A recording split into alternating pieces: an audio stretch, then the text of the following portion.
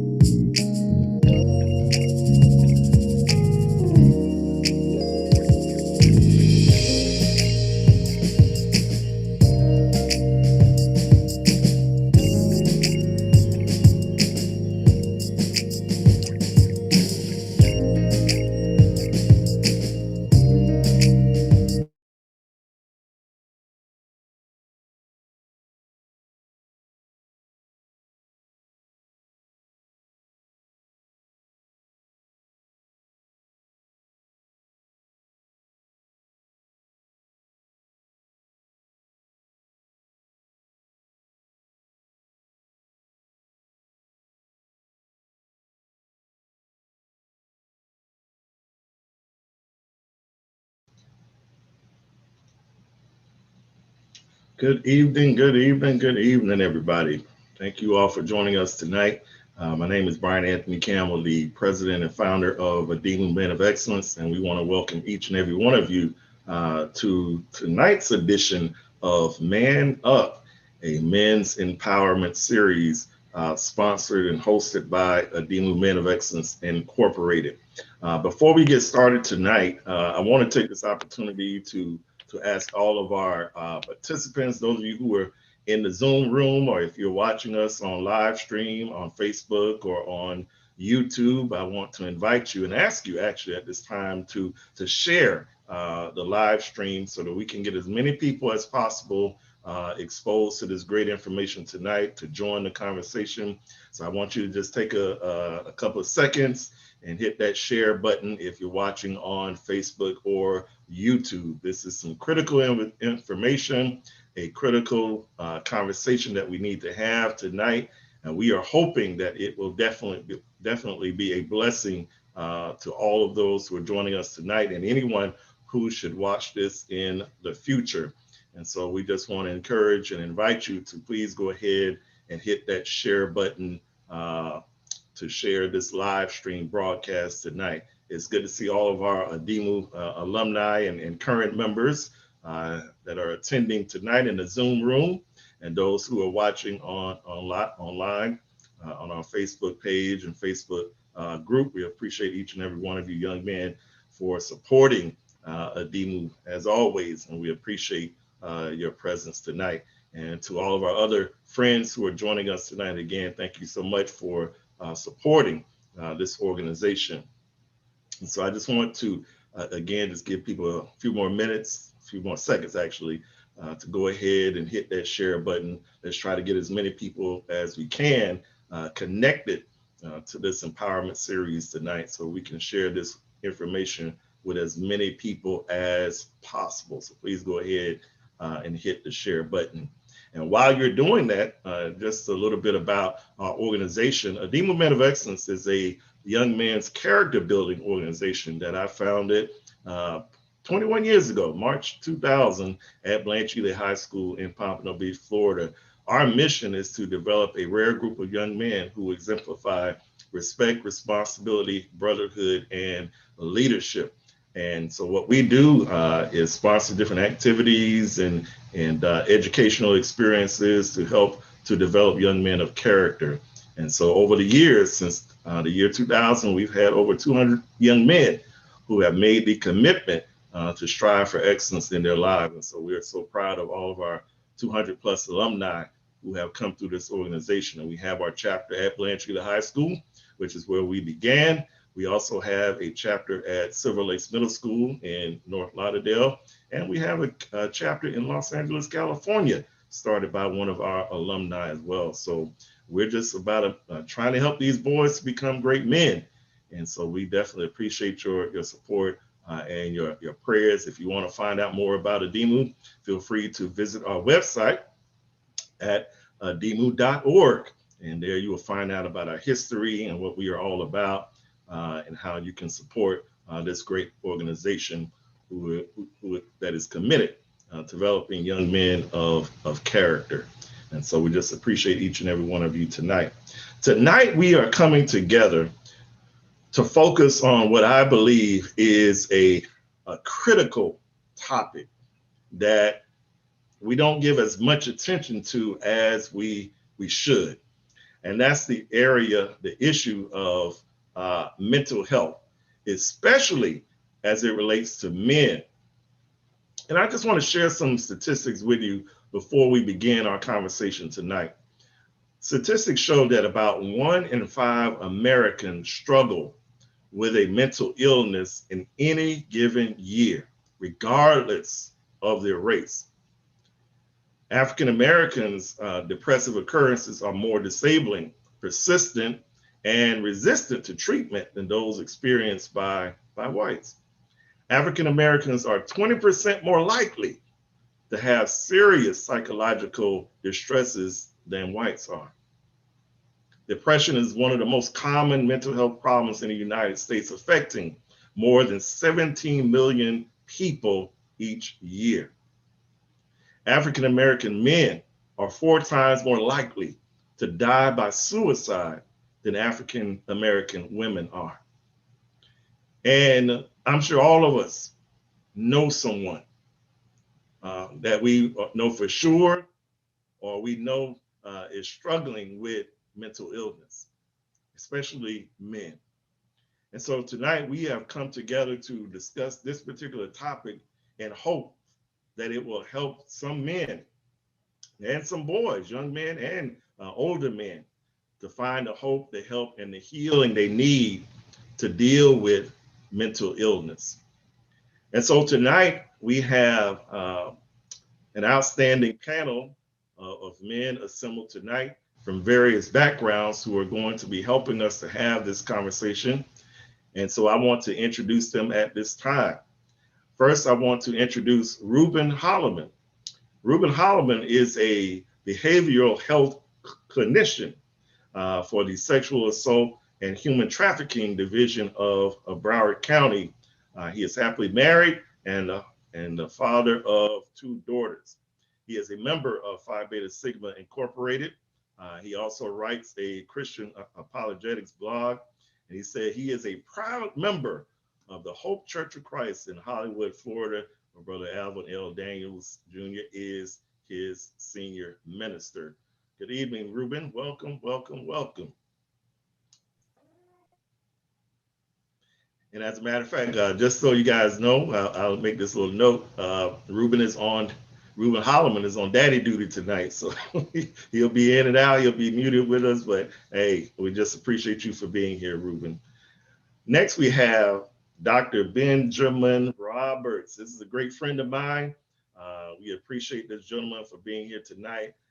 He has a serious background, an extensive background and experience in the mental health field. He is, since May of 2010, he has been a military and family life consultant at Fort Campbell in Kentucky. He's also in private practice as a licensed marital and family therapist in Tennessee, where he conducts workshops, seminars for churches and businesses. And he is also the pulpit minister of the West Eastland Church of Christ in Gallatin, Tennessee. And that's how I've gotten to know this great brother.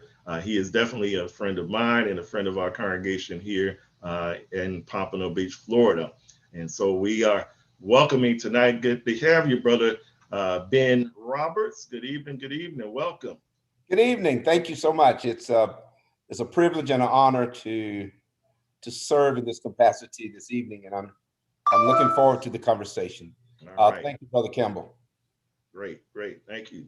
Next, we have Ruben Roberts. Ruben Roberts was on our panel last week, and I said, you know what, I want to give him a better introduction than we did on our first conversation. Ruben Roberts is the founder and CEO of RER Consulting, LLC, a professional development, evaluation, training, and management services firm. They work closely with local governments to build stronger communities. He has over 25 years of knowledge and experience in helping youth and families in underserved communities. He serves as the first vice president of the Miami-Dade NAACP.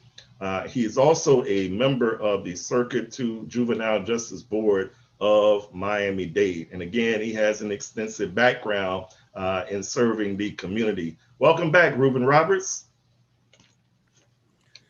Hey, Brian. Thanks for having me.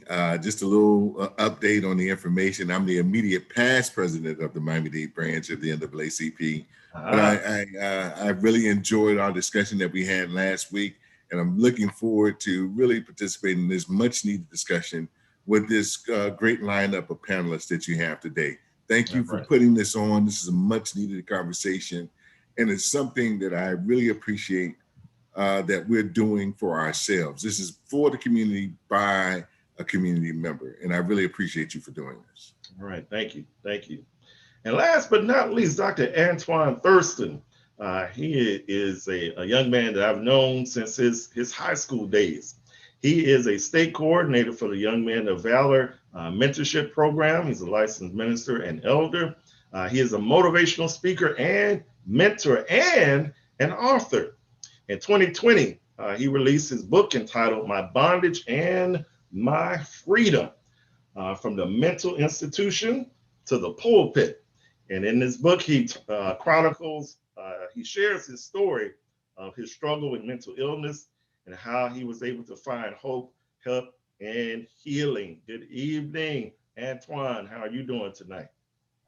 I'm fantastic, sir. I'm fantastic. It's an honor to be here, and it's an honor to be a panelist on this discussion that's very much needed. All right.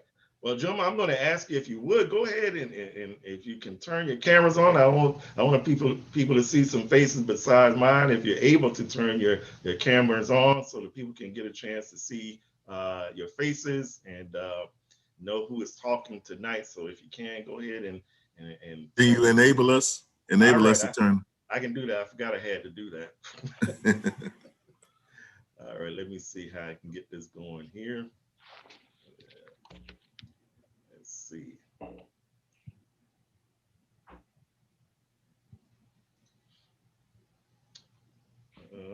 me see. I remember how I did that last week. Let's see how I can do it this week.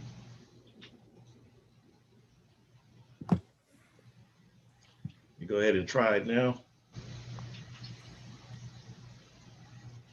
Still unable to. Right. Oh, I got you. There you go, Ruben Roberts. Let me see if I can get the rest of the crew here. I want them to see some other folks besides me.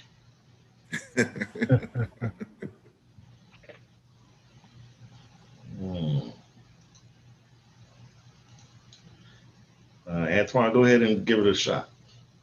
All right, I'm here. All right.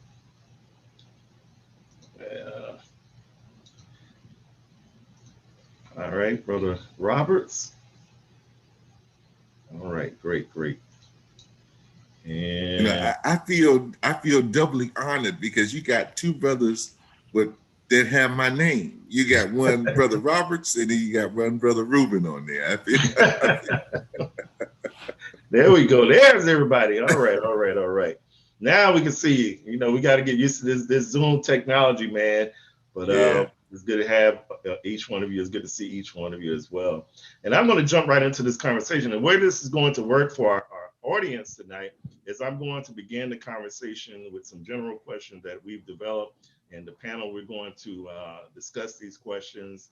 And if any of our attendees or any of our people who are watching on live stream online, if you have any comments or questions that you want to pose to the panel, if you're in the Zoom room, please put them in the chat so that we can recognize those questions. The last 15 minutes, if we have any questions from the audience, we're going to pose those questions at that particular time. So please put your questions in the chat if you're in the Zoom room, and you can put the questions in the comment section if you're watching online.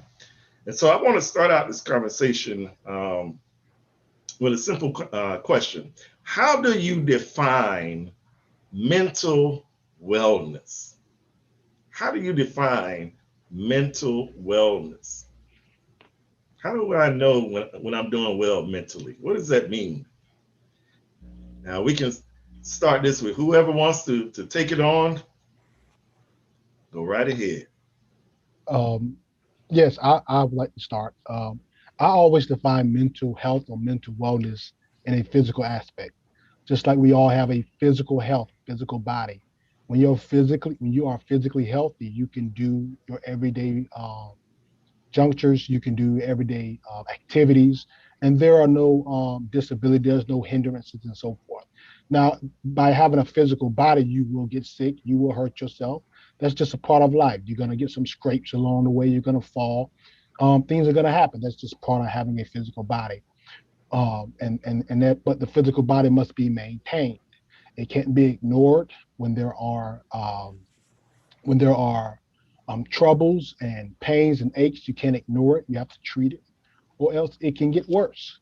And so that's the way I define mental health, by using a physical analogy of the physical body. All right, thank you.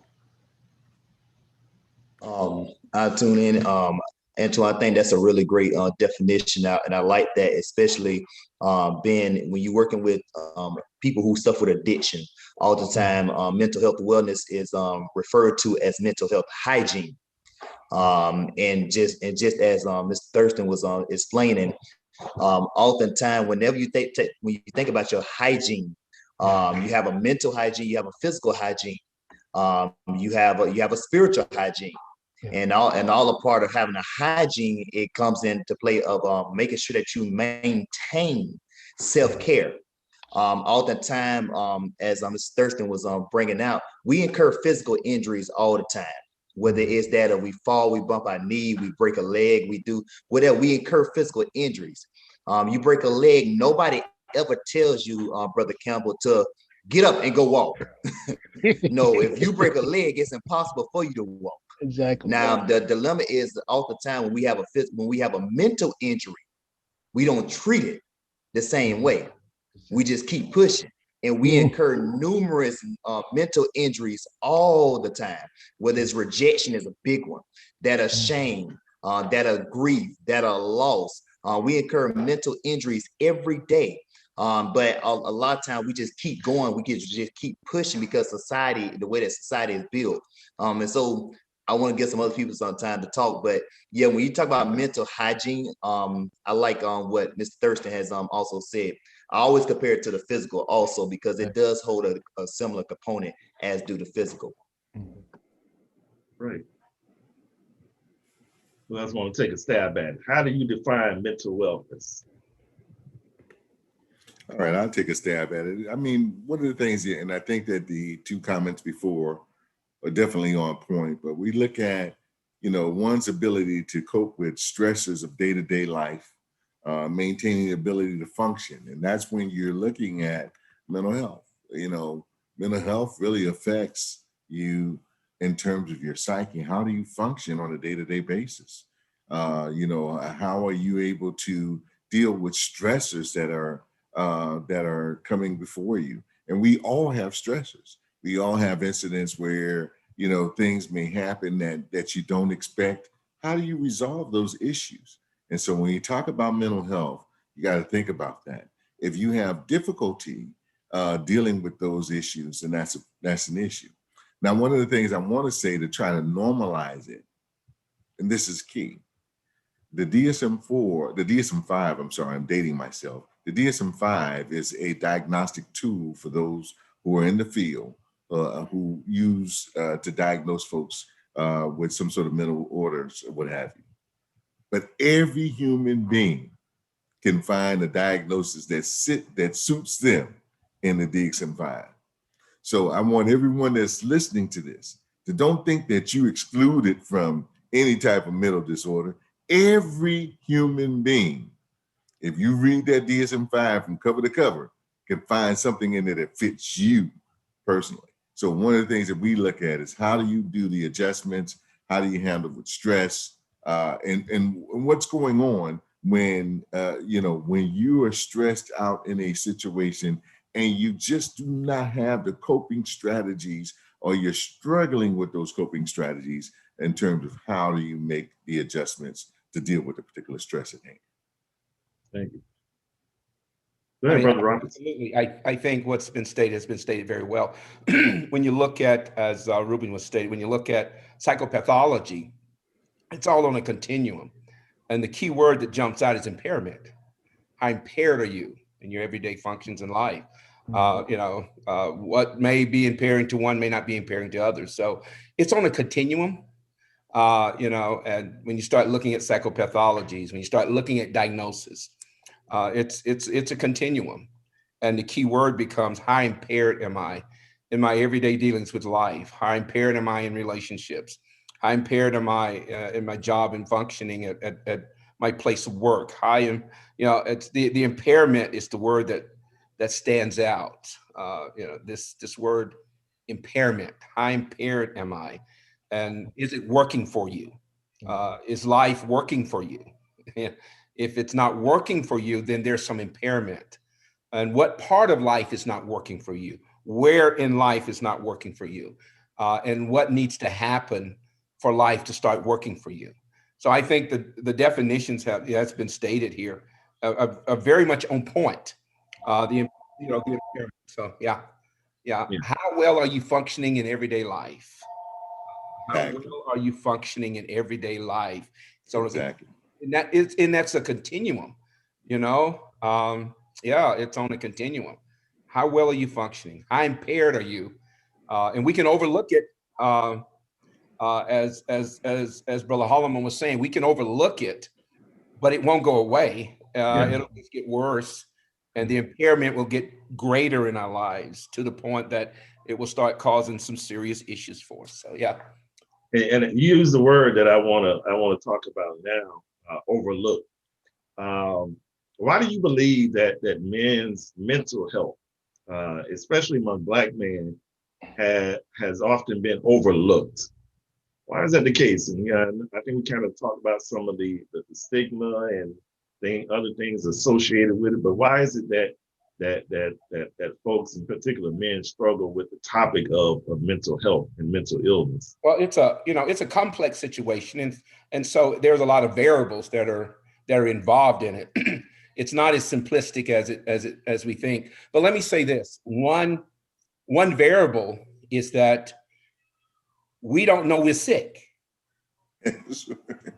I mean, that's a variable. Like I say, it's very complex. I don't want to make it very simple, but because it is complex. One variable that stands out a lot is that we don't know we're sick. See, here's what happens: we have been traumatized. Right. Many of us were traumatized very early. Well, here's the thing: that becomes what we call an implicit memory.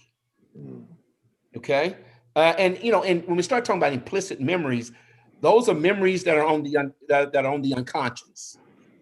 So we're really sick and don't know it. We just acting out on the sickness that has become normal for us. Okay, that has become very normal for us. See, these implicit memories don't show up as memories. They show up as strong feelings. So that's why I get so angry, and I don't know, that's why I'm so depressed. It's because that memory is an implicit memory. It's showing up as a feeling. And that's what's so confusing, because that feeling has been showing up for so long in my life that it's just part of me, and there's nothing wrong with me. I just at times cause problems for myself. So one of the variables in this very complex, why do especially perhaps African-American men, it's because it's a very complex situation. And one of the variables, just one of the variables, is that we have lived with the pain for so long, we think we ought to live with it. Yeah. And it's destroying our families, it's destroying our children, it's destroying our churches, and it's destroying us. But we think we ought to just live with it because it's been there for so long. Those implicit memories of being traumatized as a child, they don't show up as daddy beat me half to death most of the time. They don't show up like that. They just show up, I ain't gonna let nobody else beat me. That's it right there. Yeah. They show up as triggers. That's it. Yeah, Doc. Yeah. That's it. Yeah. Anybody else want to add anything to that one? Hey, he covered it, but I mean, think about it. I mean, when you look at it since 1619, all right? I mean, every man wants to be, I mean, we are taught to be providers and protectors. You think about it. Think about what we've experienced as Black men in this country, in this world. Think about all of the injustice that we've experienced. You know, if your son is murdered by police, what protection can you offer to your son or daughter? What protection can you offer? Mm-hmm. They tell you to go to school, they tell you to, you know, get your credentials and that sort of thing, and still you get underpaid. You're not treated as human. You're still treated as subhuman. Mm-hmm. You live in communities that people don't respect, sure. Right? And mm-hmm. So at the same time, you're supposed to be this protector and the provider, but everything around you, right, diminishes your role. So think about that. This is where folks, where you talk about dual diagnosis, This is where you have folks who self-medicate because they feel this angst, they feel this thing that's really warring with them, where they want to be this person that contributes, they want to be this person that's doing all of the things that help their family and their community prosper. But everything that they try to do, it seems like a sabotage. You look at, and I'm going to bring it up. You probably didn't expect me to do this. Look at our superintendent in Broward County Schools. Stand-up gentleman. After the incident over there in a very affluent community, a target was on his back. So no matter what this guy did, folks will not be satisfied until he was gone. Well, they achieved it. But imagine the mental effect that that has on that individual. And this is an individual who was at the highest level in the school system in Broward County. Imagine as a father, as a husband, as an individual, how that affects him. And for Black men, we deal with that on a continual basis, as Brother Robert said, over and over again. How do you function daily when you got a big target on your back? Literally. And you know, Brother Roberts, I never will forget when you spoke at the lectureship a couple of years ago, and you talked about, and it's something, it's interesting you said that a lot of, when it comes to mental illness, a lot of people don't know that they're sick.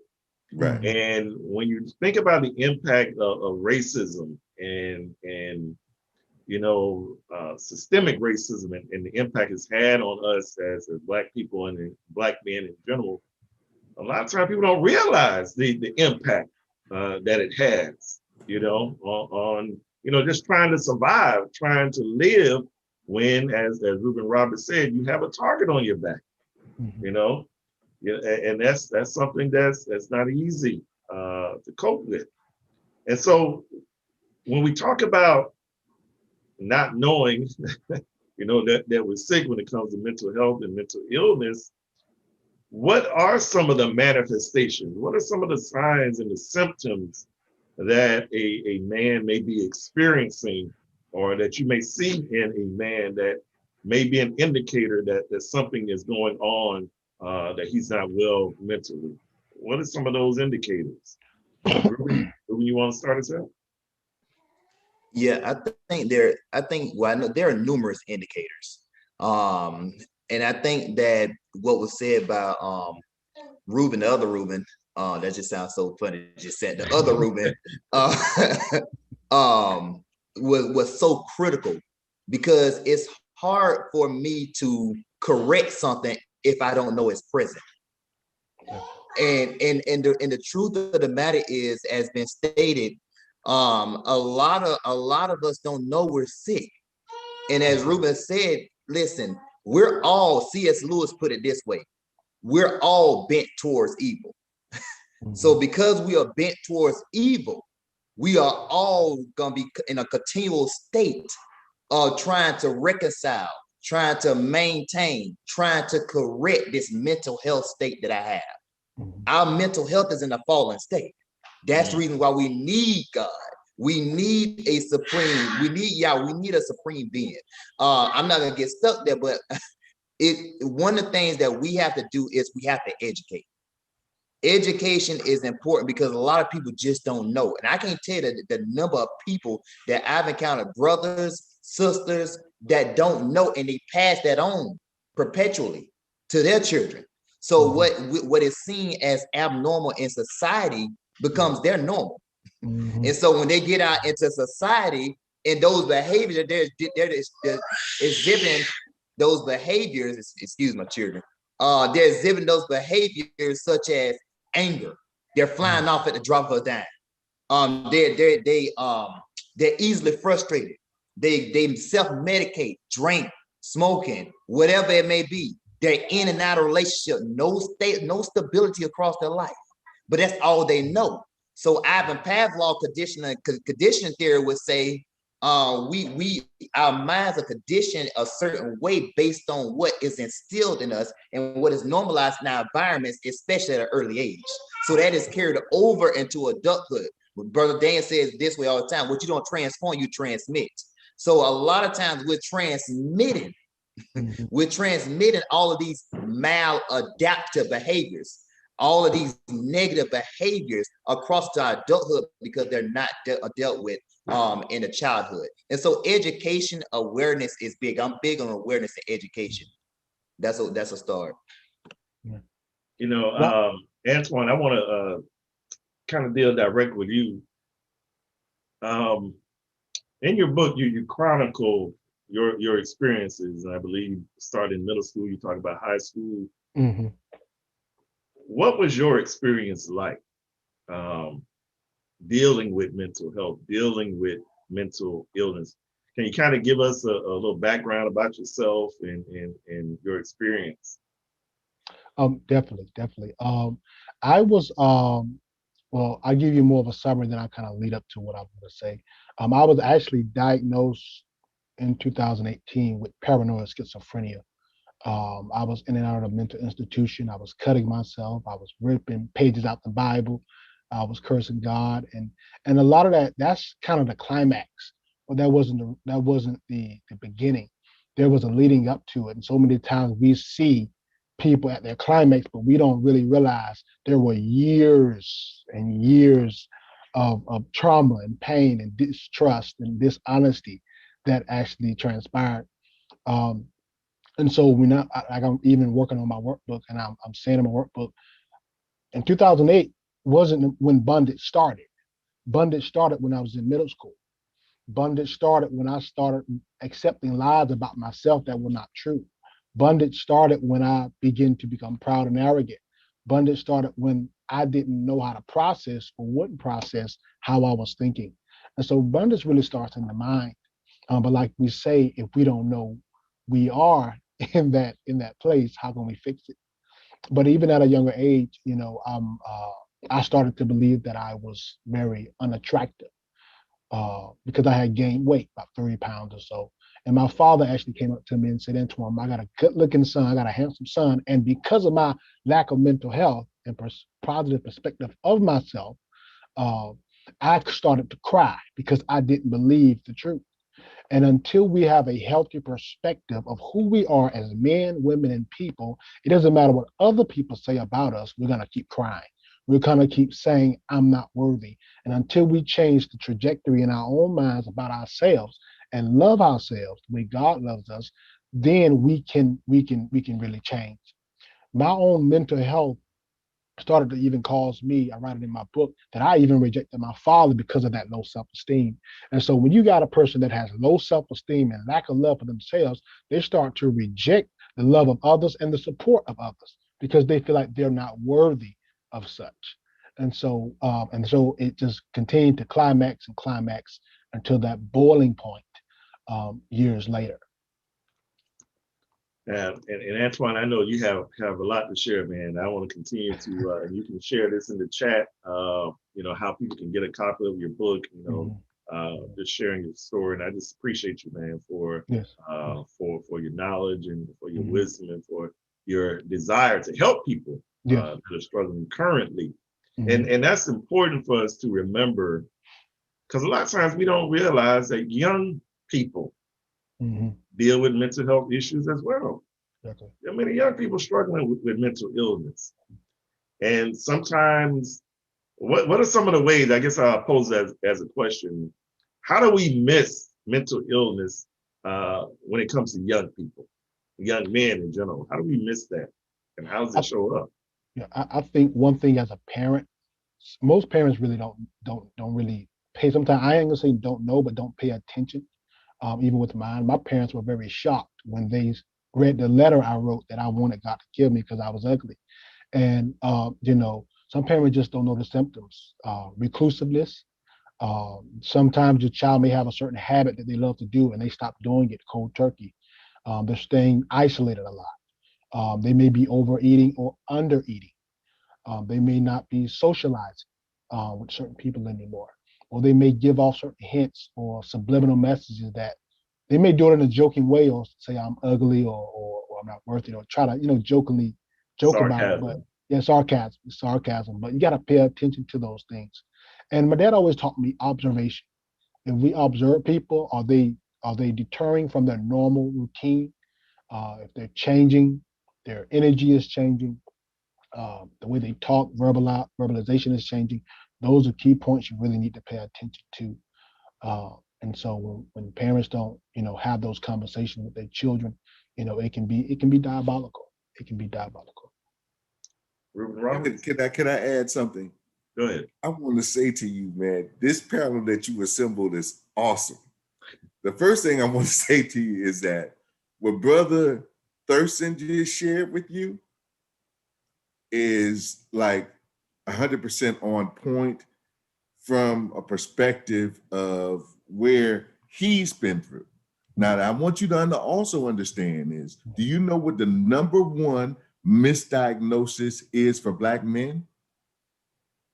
Schizophrenia. Mm. The number one misdiagnosis for Black men and women is schizophrenia. Wow. So one of the things that we have to understand is what he's talking about when you hear him talking about from an early age, and what we don't always tie it into. We use the term PTSD, right? PTSD is normalized as post-traumatic stress disorder. I call it post-traumatic slave disorder. Right. And I want you to understand that this stems back from 1619. When you were a Black kid, think about it. When you're a Black kid growing up in the inner city, the police doesn't mean the same thing to you as it does to a white kid growing up in a more affluent community. Yeah. When you're a Black kid, you've seen the doll exams where the tests that they've done, where they use the white dolls and the Black dolls. When you are a Black kid, you automatically are trained, and this is social conditioning, which is a part of your mental health and well-being. You're trained that Black is wrong, Black is evil, Black is ugly. You hear what the brother said, that I thought that I was ugly, even though my father was telling me I have a handsome son. So I want you to understand what societal impact has, what that social conditioning has on a person's mental psyche. It is so powerful and so pervasive. And I just got to commend, because everything that all of the panelists are saying is right on point. But we have to understand how these societal and social norms and social conditioning have an impact on us. And we need to be able to try to make sure that we work and inform people to correct some of these things that in terms of how we view ourselves and view our communities and such. I just feel that this is just a much needed conversation. I'm so sorry if I get too emotional about this. That's okay. You're on point. You're good. To go along with what's been said, I got to quote Malcolm. Malcolm X said, "You can't stick a dagger in the back of a man 9 inches and pull it out 6 and say he's okay." He's still bleeding. We're still bleeding. In the field of, and it's interesting, in the field of psychology, sociology, people are willing to accept the fact that there are some long-term effects of people who have been abused, except when it comes to African Americans. That's what's so fascinating. That's what's so interesting about it all. We can look at everyone else that's been abused, and there's long-term effects, generation to generation. When it comes to African American, no, get over it. Get over what, man? What in the world are you talking about? And the field can accept it. We understand that, okay, people get abused, they pass it on to their children. We sit around in the field of psychology, we do those transgenerational analysis and look back several generations and say, this is why, and all the nice little stuff. When it comes to African Americans, it's like, no, that doesn't apply to you. And maybe I'm the only one feel that way, but it seems I don't think so. Seem like they get amnesia, man. It's just like, Talk, What Doc. do you think has happened to us and continuously happened to us? Exactly. The process of dehumanization has not stopped. Yeah. You're still doing it. I'm not crazy, man. You're still doing it. Absolutely, you are. And that's the field that we're in. That when it comes to African Americans, it's like, So yeah, so we're still dealing with it. We're still dealing, and from parents' perspective, the implication, and I'll be quiet in just a second. The implication of a child with a mental illness implies that I'm defected as a parent. So I'm not going to accept you, Brian, as my little boy that's got something wrong with him, because of what it implies. The implication is that there is something wrong with me. You know, that something wrong genetically and whatever with me, that I have a child that's schizophrenic. What does that say about me? Especially when they start looking around and say, isn't this biologically inherited? You know, and I start looking around. Sometimes it has just as much to do with the parent and the implication of it as it does with the child. Yeah. So the parent keeps putting it on the back burner, say, oh no, that's not my child. The child needs help. No, my child doesn't need counseling. My child doesn't need this. All my child needs is with us, all my child needs is a spanking, and that's all my child needs. And so it keep pushing it on the back burner. So the implication can be just as much with the parent as it is with the child. Brother Robert, you make me think of something I just read last night about Toni Braxton. Her, I guess her oldest son just graduated from high school. He's on his way to college. And she was saying that when he was born or when he was younger, he was diagnosed with autism. And she said she blamed herself. She was like, what did I do wrong, to cause my child to have this problem? And so that goes in line with what you were just saying, that a lot of parents, they don't want to acknowledge the mental illness because they believe it says something about them, and makes them a bad parent. So where do we begin, to get that healing and the help that we need when mental illness is an issue? What should a man do if he is struggling mentally? Where does he begin to find the help that he needs? Well, I'll start out by saying, because this is like the panelists said, this is a great discussion, and it's so multi-layered, Brother Campbell. It's so complex, like Doc was saying earlier. Oftentimes, and you as a preacher know this, Brother Campbell, oftentimes whenever a family member gets sick, whenever Pookie little cousin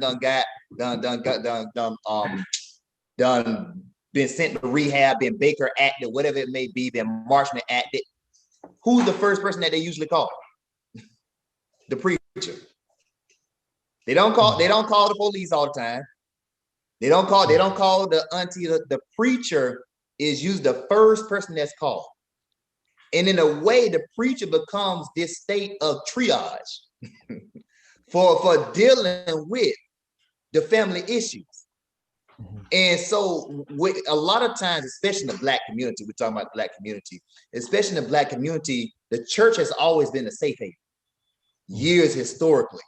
But in the Black church, we have not taught and normalized the topic of mental health.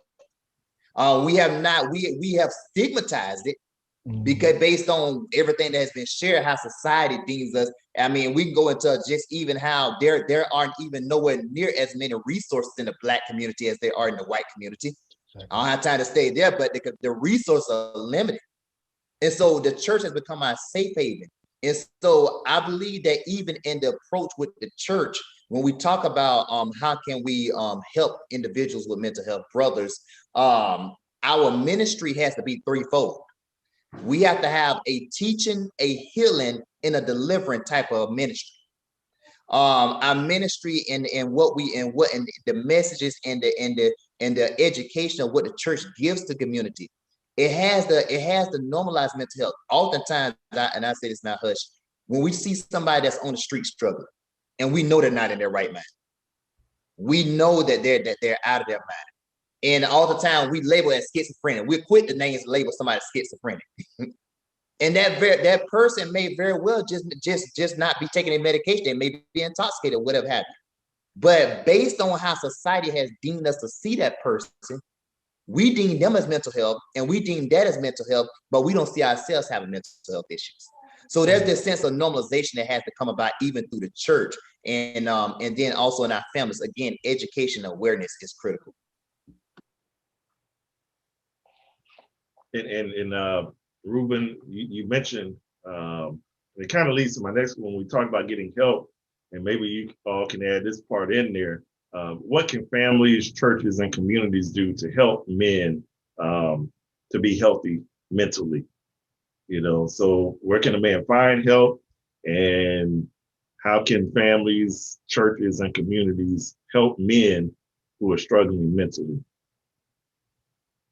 Brother Roberts, I believe you wanted to share something. Oh yeah, of course, we have the Paraclete Center that our church did a analysis, and it's sitting in the Black community, which is the church, and we do that, and it's been really good in helping African Americans understand that hey, we all struggle. The reason we call it the Paraclete because we want people to know, hey, we're not so dogmatic or so perfect that we think that we know it all. We're just gonna join hands and walk side by side with each other and kind of bring this thing to God and just kind of figure this thing out here. So it's the reason, that's why we named it the Paraclete Center, an humble expression that we're just gonna walk by you, walk side by side with you.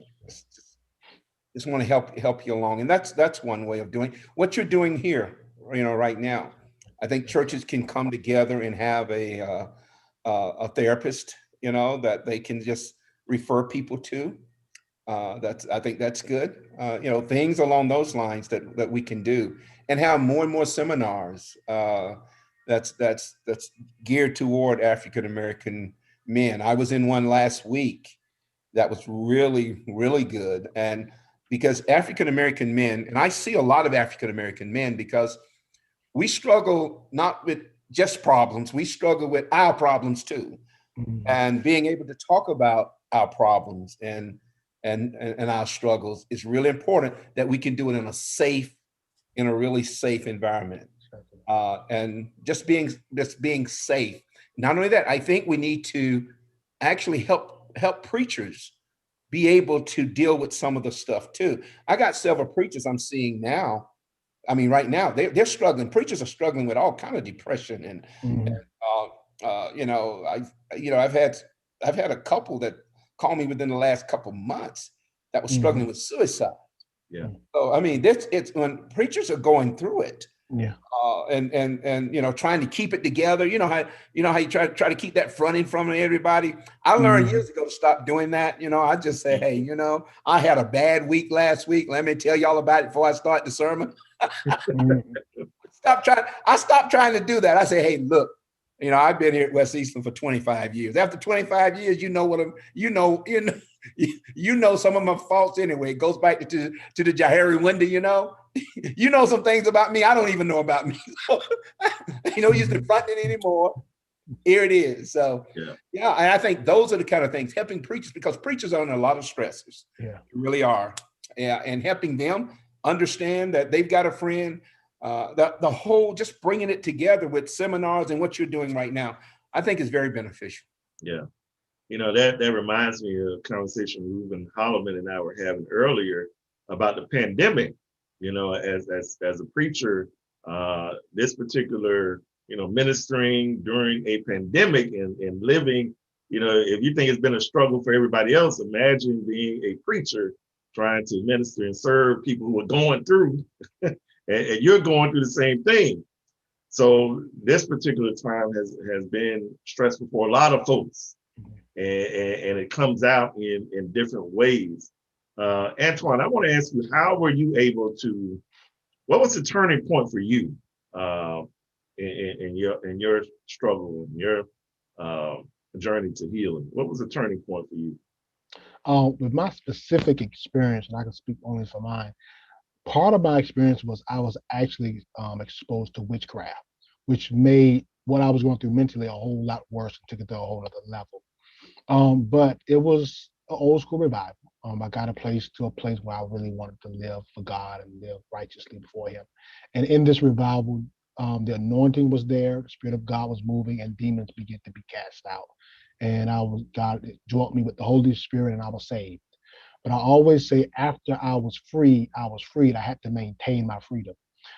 Just because we are free doesn't mean we can live recklessly or irresponsibly with the freedom God gives us. And even now, I've been preaching for about 7 years. I'm an elder. I have my doctorate in theology, and I have a counselor. I do have a counselor because I feel as though there are things I can do on my own, but I can't do it without uh, a Christian counselor that I do have. And I've done 3 sessions with her. She's phenomenal. Dr. Sandra Anderson, phenomenal woman, and she's prophetic in the gifts of the Spirit. So she uses both the spiritual and the psychological together, and she brings about great results. And that counseling aspect, not just the preaching aspect, is really what really dealt with some root things in me that I didn't even know I had, that I didn't resolve years prior to.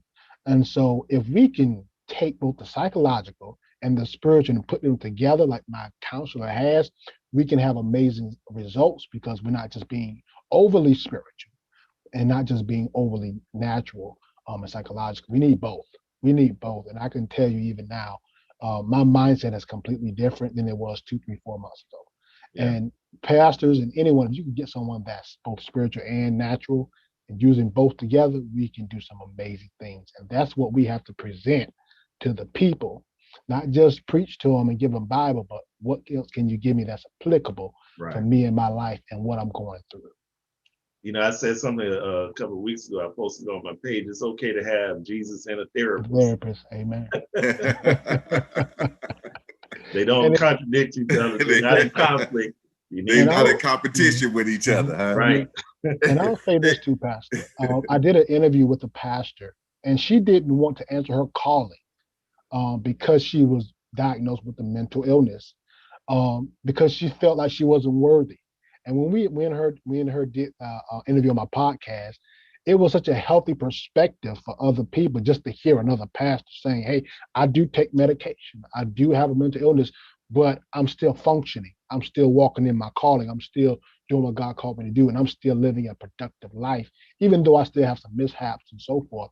But having a mental illness or trauma of any kind doesn't disqualify me from living the best life I can live on earth." Amen. Hey, brother Campbell, if I can, one of the things that's instilled in us from when we're young is that we can't show any signs of weakness. Yeah, exactly. Any signs of weakness. You got to be strong, especially if you're a man and you're a black man. You got to be strong. And so the misnomer is that mental health is a weakness. It is not a weakness. It is a condition that everybody goes through. Yeah. Everybody. There's no one that's exempt from dealing with any type of mental. Every one of us deal with this. But what we're conditioned as kids in the Black community, I remember as a kid, if I got into a fight and if I didn't win, my mama sent me back out there. You better go back out there until you win. You understand? It was never about lose. You could not lose. You had to be strong. And if you're a man, if you're considered to be a Black man, you have to show that sign of strength. And when you talk about mental health issues, this is why this is so important. People need to know that that is not a weakness. It is not a weakness. It is just a condition that we have to figure out how we can create better coping strategies to deal with whatever that illness that we're dealing with. Just like when you go to you got a cold, you take your vitamin C. That's the same thing. It's not a weakness. And that's the thing that's the misnomer that we really have to that's pervasive in our community. And we really need to get the message out there so people can see it in a different light. Hey, Ruben, I appreciate what you said. for the past, I guess, 13, 14 years, I've been dealing with our service members and their families. Well, I've been embedded with infantry and special forces. Mhm. And so over a period of years, it's just dealing with people that are just, they're trained to kill. Mm. So when they come to therapy, that's definitely in our military. That's a sign of weakness. So Ruben, when they walk into therapy, I say, look, I said, this is not what you think. I said, I want to show you how to enhance your critical thinking skills. And they go, really? It's almost like, it's okay now. Great reframe. Great reframe. I said, I want to help you enhance your critical thinking skills. They say, really? I said, oh, yeah. I said, it'll help you even as an officer. It'll help you. And they just get, really? I said, yeah, oh, man. I said, forget all that counseling stuff. I said, oh, I ain't doing that stuff. I said, I'm going to help you enhance your critical thinking. So and I use that a lot, especially with African-American men. I said, hey, look, I'm just going to be your coach. I said, Michael Jordan had a coach. I said, I'm just going to, I said, man, look, most of the things you're doing right. I just want to teach you how to arch it a little more. That's all. Real, forget all this counseling stuff, man. I don't do that stuff. I don't like that stuff either, man. And Brother Roberts, you bring me to our last topic. What you talk about the coaching and the critical thinking. One of the audience members asked earlier about self-care and what are some things a man can do to maintain good mental health. What are some things that we can do to take care of ourselves mentally? And each one of you can deal with that if you like. What are some things? What can a man do to take care of himself mentally? Well, I like to look at it holistically. As we said at the top, I believe that there has to be a spiritual grounding. There has to be a mental maintenance care and physical care. One of the most, well, I put it like this: food is the most abused drug. Exercise is the most underutilized weapon. When there are many studies that show that the benefits of exercise. Brother Cameron, you know me, I'm big on working out. I'm big on fitness. And especially when we talk about eye blacking, that would be a whole nother conversation. But our lack of physical self-care is correlated with our lack of mental health care. And a lot of times the just basic simplicity of things. If going getting a gym membership, going to work out, establishing a church home, having some spiritual grounding. We live in a society that's getting away from God, and that's presenting a whole another challenge. But you have to have some kind of spiritual grounding. God has to be in the picture, because if God is not the picture, then you become your own God, and then that leads to other issues. And so God has to remain in the picture, and then like you said, having Jesus, it's okay to have Jesus in the therapist.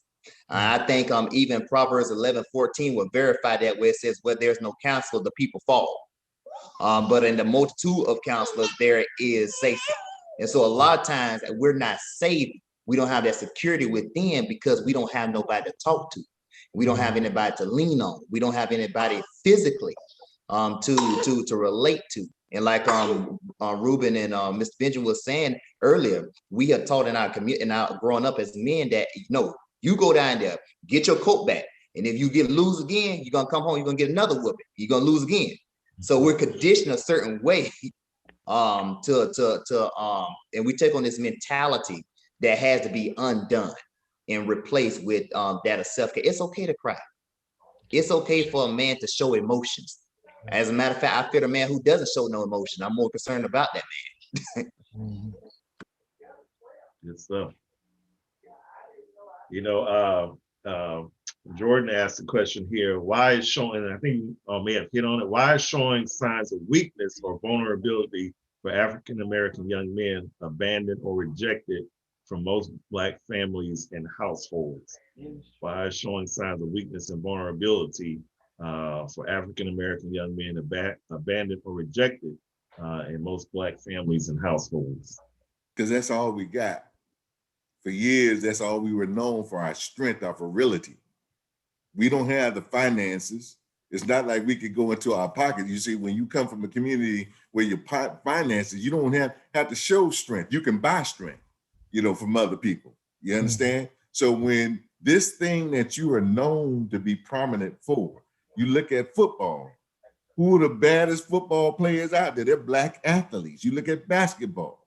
And so we are known to be these virile people who are strong, have this physical strength. And if you don't have that characteristic, then you look at you're looked at as subpar. So people don't look at us as human, right? They look at us as superhuman from a physical standpoint, but they don't look at us from that emotional and academic standpoint. We have to understand that we're people too, and we don't have to live up to anyone else's expectations of us. We have the ability to feel, we have the ability to care, and this is what happens in our relationships. We were conditioned. You want to know what's going on in Black male and female relationship? We were conditioned to have multiple partners. When they took you from one slave camp and put you in another slave camp to sire children because you were this big buck man, you were conditioned not to have them. When they said that the woman who's receiving social services of welfare can't have her husband or her male partner in the house with her, you're conditioned for that man to just go from one place to place. And so that's what's going on with us. And we are disjointed when that comes. When we come into the knowledge of self, when we come into the knowledge of who we are as a human being, and we understand that we have all the abilities of feeling, of caring, of being able to produce and provide, and we accept ourselves as a full human being, not what society says that we are, then that's when you see that we progress. So in order for us to overcome, we have to have awareness. That's the first thing that we have to do. Be awareness of who we are. You're not weak because you have a niche in your armor. The key is to be aware and have to be able to identify, okay, I realize that I'm doing this. And then the other thing is habits. So one of the things that you see is that we self-medicate. And self-medicate, I want you to understand, it doesn't have to be with drugs. People self-medicate with gambling. You go over there to the Hard Rock. Yeah. You go, you go to whatever. People self-medicate in so many different ways to make themselves feel better. Mm-hmm. So when you're doing these things, you understand that this is all a part of what's happening with your psyche, your mental health, and your well-being, mm-hmm. your self-view, your perspective of self. Mm-hmm. You follow me? That's where the mental health thing comes in. But understand, and this is the thing that we all have to really, really buy into, is that we all have concerns that about who we are. That is a normal thing. Mm-hmm.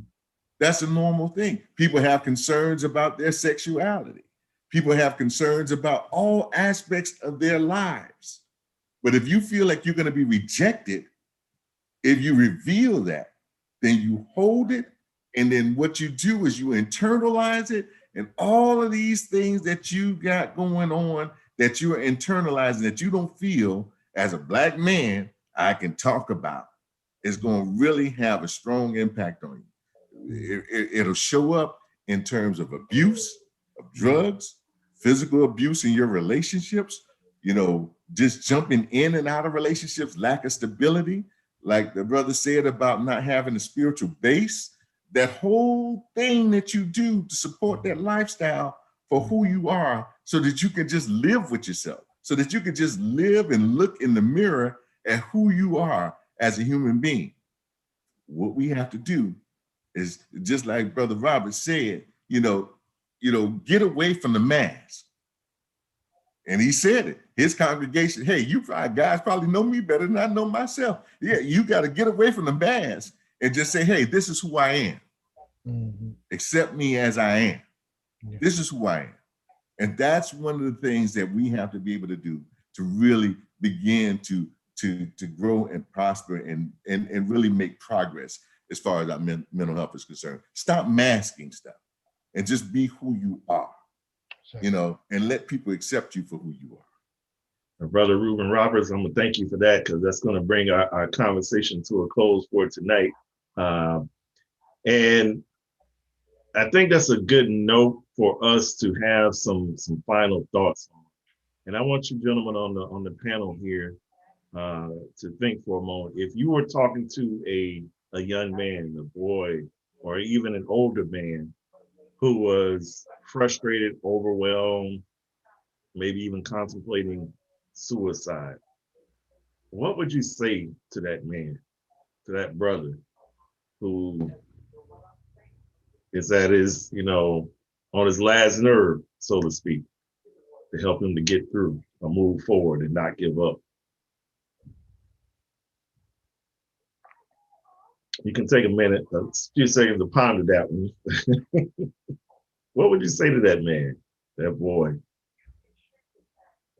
Well, since I've been in all those cases, I would basically be talking to myself, and I would definitely say, you know, while I was going through it, I want to relate to that person. I've been there.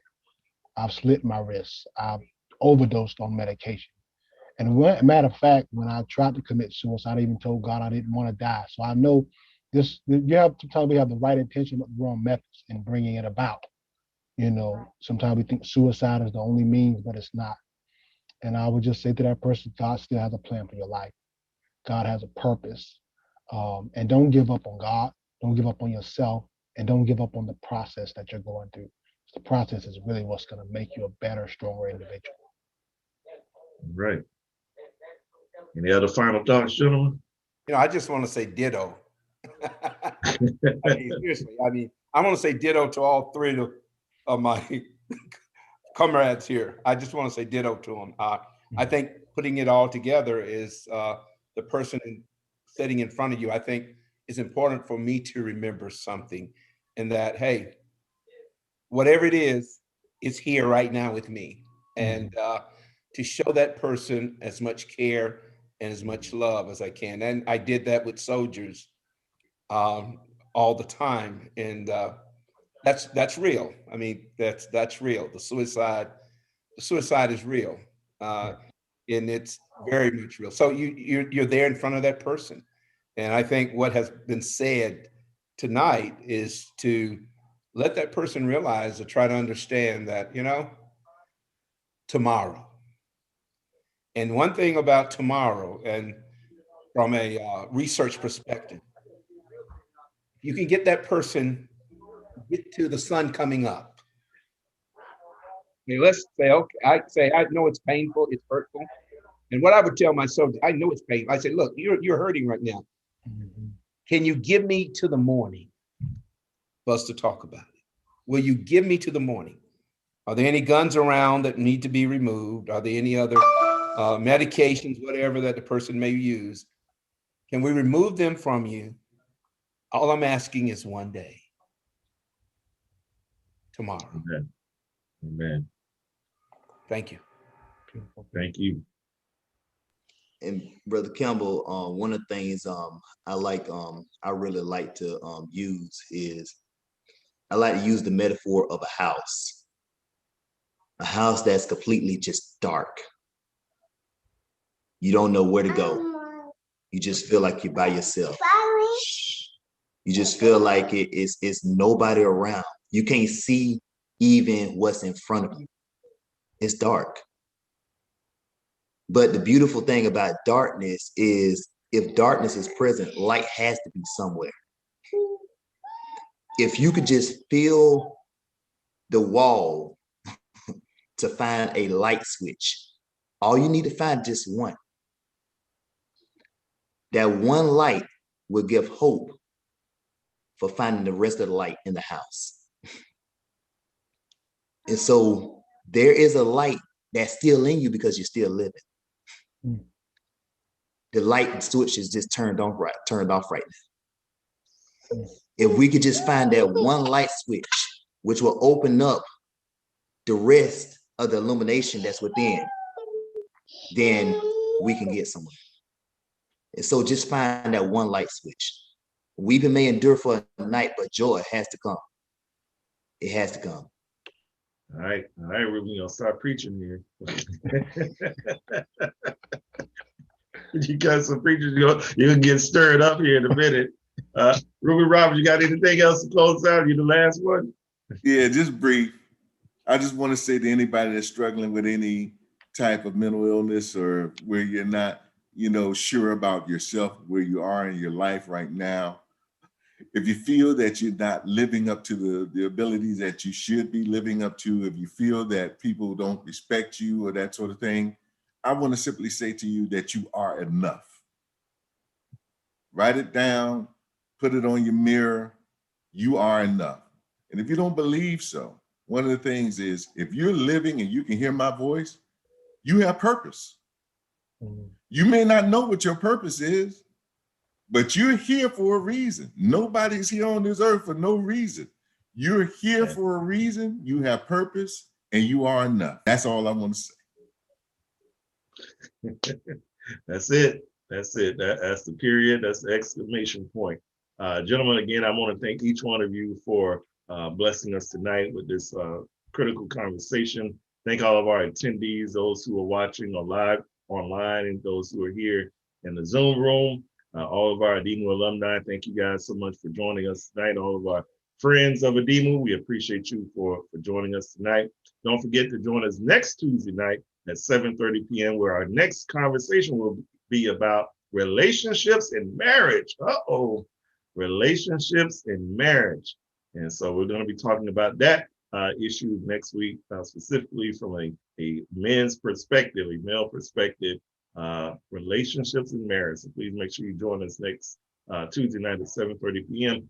Thank you all so much. Thank you, Ruben Roberts, Benjamin Roberts, Antoine Thurston, Ruben Holloman, Rubens Roberts, and Antoine. Thank you guys so much. You all have a blessed evening. Good night, everybody. Bless you.